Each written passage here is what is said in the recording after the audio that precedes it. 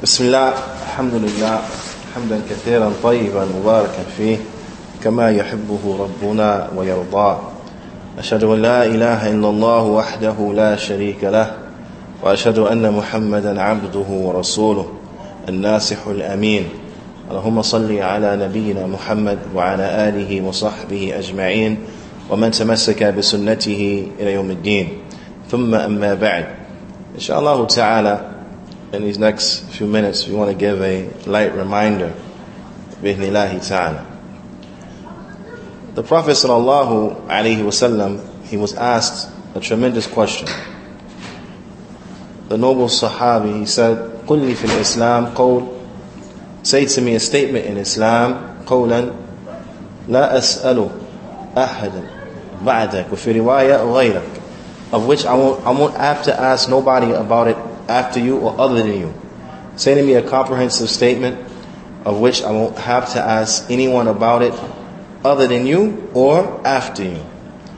فقال النبي صلى الله عليه وسلم, so the Prophet صلى الله عليه وسلم, he said, قُلْ آمَنْتُ بِاللَّهِ ثُمَّ اسْتَقِمْ, say, I believe in Allah and then become upright. وفي الرواية قُلْ آمَنْتُ بِاللَّهِ فَاسْتَقِمْ, say, I believe in Allah, then become upright. There's a lot of benefit that we gain from this hadith. فيه فوائد كثيرة منها. In one riwayah, قال النبي صلى الله عليه وسلم, قل آمنت بالله فاستقم. فالفاء هنا, the fa here, we understand from it, نفهم منه الترتيب والتعقيب. We understand from it tartib and ta'qib. Tartib meaning that events will happen one after the other. Now we benefit this from the fact. And we understand from it ta'qib, لأن في الأول والثاني ما في مهلة. Between the first and the second there is no time period, there's no gap. There's no gap. That is consecutive, consistent, right? One after the other. There is a benefit in this, in that we understand that there are going to be some individuals who their benefit and their istiqamah will be immediate. قُلْ آمَنْتُ بِاللَّهِ فَاسْتَقِمْ, say I believe in Allah and then become upright. And we have certain ahadith which show this from the Sahaba, that they will accept Islam and then they will become upright immediately.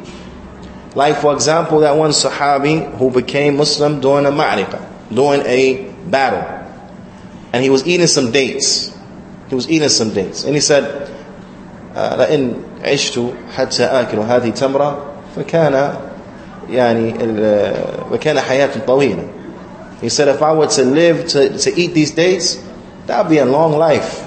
فَرَامَ تَمْرَةً ثُمَّ دَخَلَ فِي الْمَعْرَكَةِ فَقُتِلَ.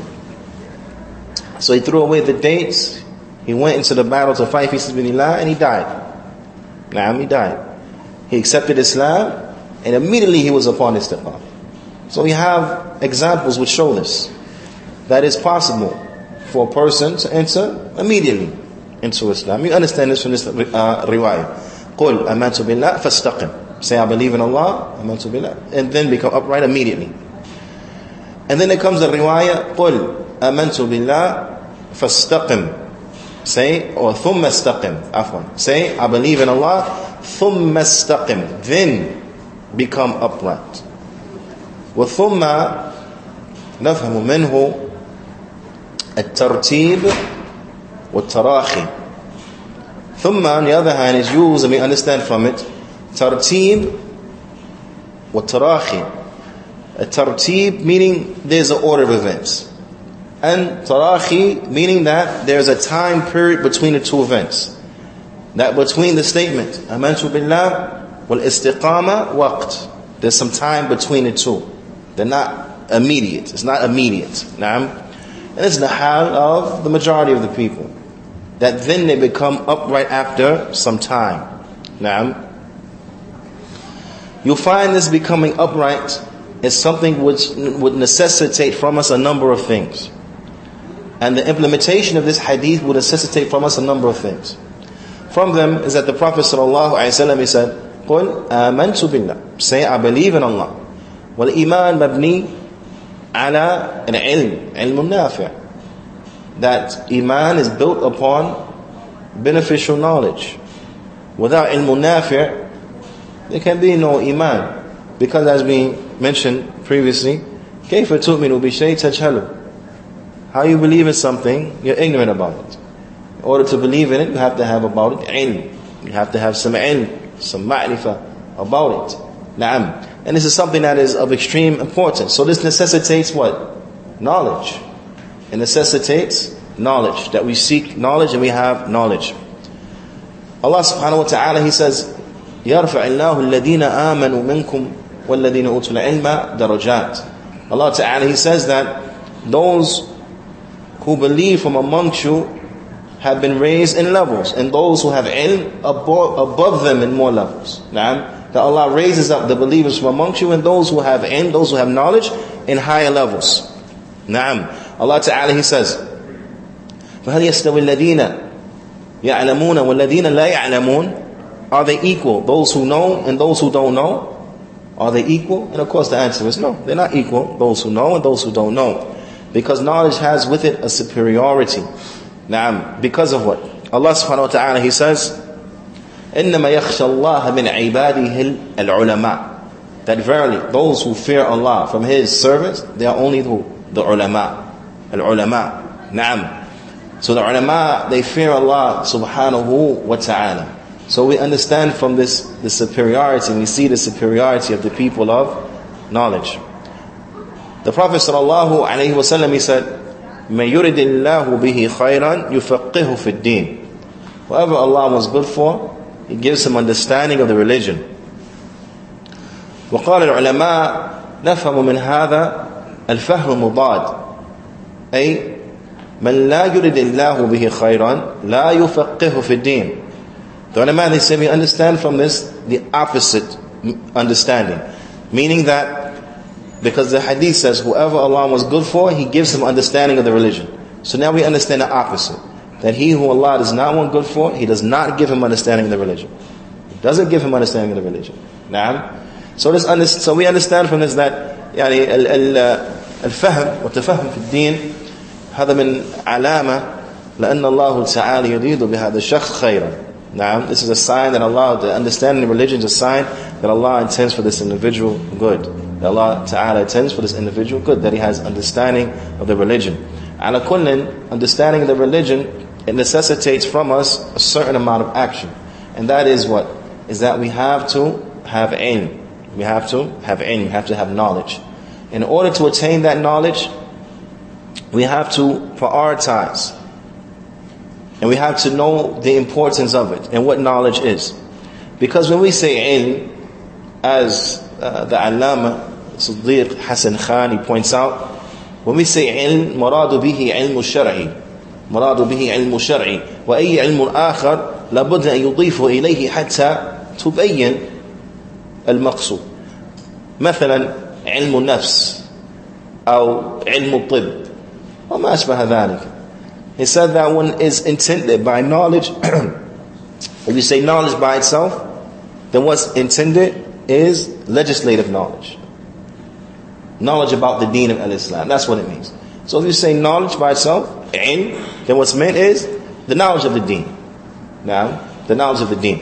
Whereas any other type of ilm, you have to specify that knowledge so that it can be made clear what you intend.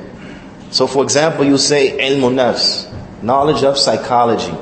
Or you'll say ilm tib, knowledge of medicine, and so on and so forth. So I to explain, we're talking about medicine, talking about psychology, and to the end of that. Now, so once we understand ilm and what we mean by it, ilm al-shar'i, legislative knowledge, and we understand our dire need for it, then we have to, when going to seek it, we have to prioritize. Because ilm is vast. Kal-bahr, it's like an ocean. So we have to prioritize when it comes to ilm. As the poet, he said, العلم إن طلبته طويل وعمرك لتحصيله قصير فَقَدَّمْ مِنْهُ بِالْأَهَامُ فَالْأَهَامُ. He said, knowledge, if you're going to seek it, is long. Because it's vast. Yeah? I mean, the road is long. It's so much.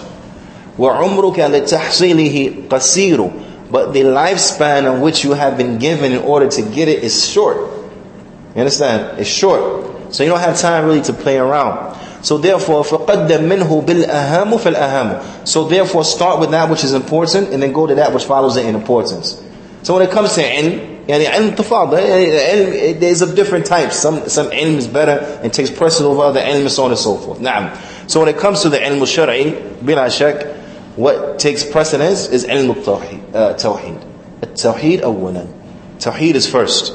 Naam. Tawheed is first. And I'll give you an example. Shaykh al-Bani, rahimahullah ta'ala, he mentioned that the ilm of aqeedah, and at the head of aqeedah is tawheed. It precedes knowledge of the Arabic language. It precedes knowledge of the Arabic language. It's more important than the Arabic language. Now, a person may say, Kayf hada. Like this. If a person, for example, was afsah min Sibawayh, if he was more eloquent than Sibawayh, which was one of the great grammarians of the Arabic language, right?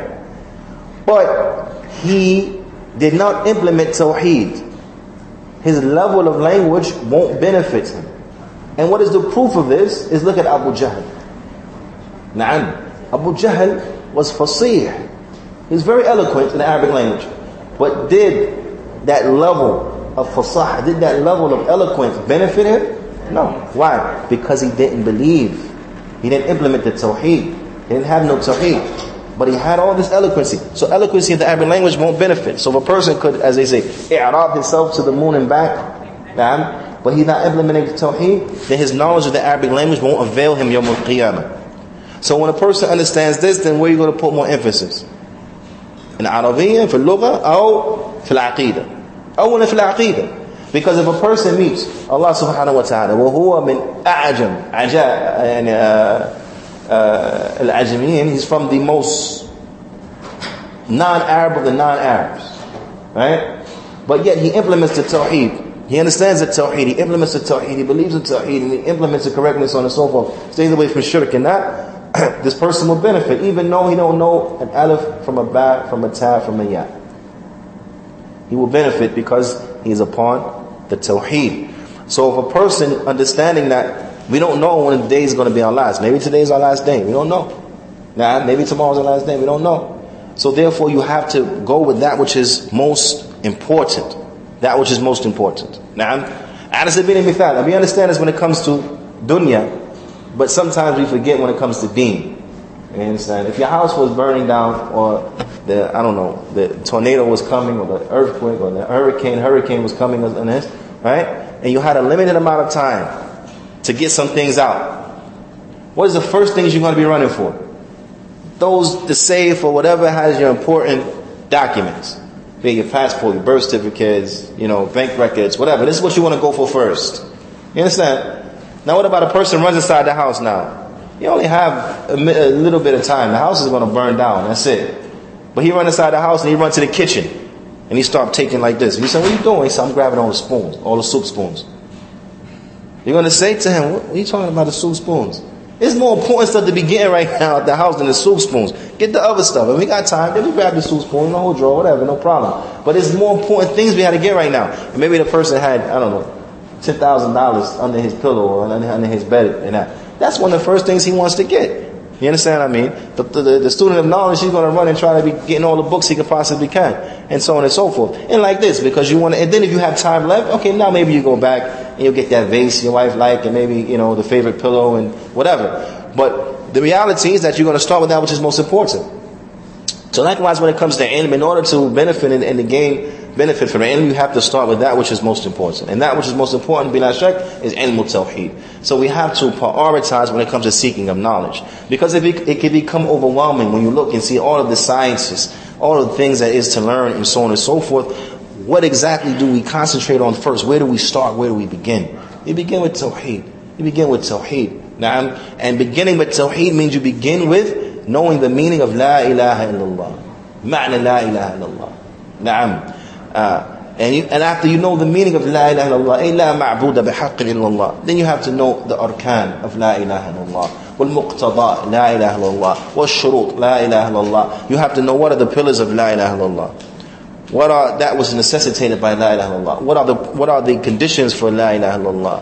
Because as the one from the Salafy was asked, Ala la ilaha illallah miftahul jannah. He said, Bala, walakin likulli miftah al-asnan. He says, is it not true that La ilaha illallah is the key for Jannah? He says, yes, but every key has teeth. Every key has teeth. Naam. And the teeth, the shurut. The shurut of La ilaha illallah, muqtadaha, arkanuha, wa mashbaha dhalika. Naam. So this is important. This is what a person wants to start. Make sure you know these things inside and out. Then you go to Muhammad Rasulullah, and so on and so forth. You learn these affairs of aqidah and affairs of tawheed, so you know what is a tawheed al-rububiyyah. You know what some proofs and evidences. You know what it is a tawheed al-uluhiyyah, with some proofs and evidences. You know what it is a tawheed al-asma wa sifat, with some proofs and evidences, and so on and so forth. And this is how you begin, and you go in order of importance to gain benefit, inshallah ta'ala. Also, is that you have to, in seeking ilm, you have to be patient, have sabr, and you have to take everything bit by bit, as we mentioned a little while ago. Because as it comes, Ibn Shihab al-Zuhri, as it comes in Kitab al-Jami' Ibn Abdul Barr, rahimahumullah ta'ala, he said, Man rama in jumlatan, dhahaba anhu jumlatan. Whoever try to take ilm all at one time, and leave him all at one time. Naam? Because he won't be able to get it. It's too much for him. It's too much for him. Naam? So you have to prioritize. You have to start with the mukhtasarat, the small books, concise. Then you move on to those that are slightly bigger. They'll give you a little more detail. Then you move on to those that are slightly bigger than that, give you a little more detail, and so on and so forth. So for example, when it comes to hadith, memorization of hadith, you start with the Arba'in of Imam al-Nawawi. That's what you start with, 40 hadith. Now, after 40 hadith, then you do the mutammamat that Ibn al-Rajbi brought, the extra hadith to make it 50. Now, after you get to 50, then you go to Umdat al-Ahkam, 400 sama hadith. Now, after you do that, then you move on to either Bulugh al-Maram, or you move on to Riyad al-Salihin, which is slightly bigger, and so on and so forth. For example, a person doesn't start and says, I want to memorize the Musnad of Imam Ahmad. That's going to be the first book I memorize. The Musnad of Imam Ahmad is volumes. You don't start like that. You start little. Likewise, when it comes to the ilm tafsir, you don't start with tafsir al-Tabari. Tafsir al-Tabari, this is like the tafsir. This is like the mother of the tafsir. You don't start here. But rather you start with mukhtasarat. You start, for example, with طيب لا بأس إن شاء الله هذا أحسن لي أحسن بكثير طيب. You start, for example, with تفسير Imam Sa'di. Then after that تفسير Ibn Kathir, and so on and so forth, until you get to the point of تفسير الطبري. So you have to take bit by bit, small, and then what is bigger, and so on and so forth. Now you have to have a system of gradual increase, tadarruj, gradual increase system, inshallah ta'ala, so that you will benefit bi'ithnillahi ta'ala from that which it is you're seeking, and so on and so forth. And then of course, bila shak, we have to apply the equation of success that Allah subhanahu wa ta'ala teaches us in Surah Al-Asr. Allah ta'ala says, Wal Asr, Innal insana la fi khusr, illa alladhina amanu wa amilu salihat, wa tawasaw bil haqq, wa tawasaw bis sabr. Naam. That by the token of time, really mankind is in a state of loss. All of mankind. Except for those who believe. Ma'am, قُلْ آمَنْتُ بِاللَّهِ وَالْإِيمَانِ مَبْنِعًا عَلَى الْعِلْمِ. Iman is built upon knowledge. So you got to have knowledge. Ilm. Naam. Got to have ilm. طيب. ثُمَّ عَمَلُ الصَّالِحِ. Because ilm doesn't benefit you if you don't act upon it. It's like a person who has knowledge that he should breathe, but then he don't breathe. He's going to die. His knowing that he should breathe is not going to prevent him from suffocating. He has to breathe. He has to live. He has to act upon that knowledge in the life.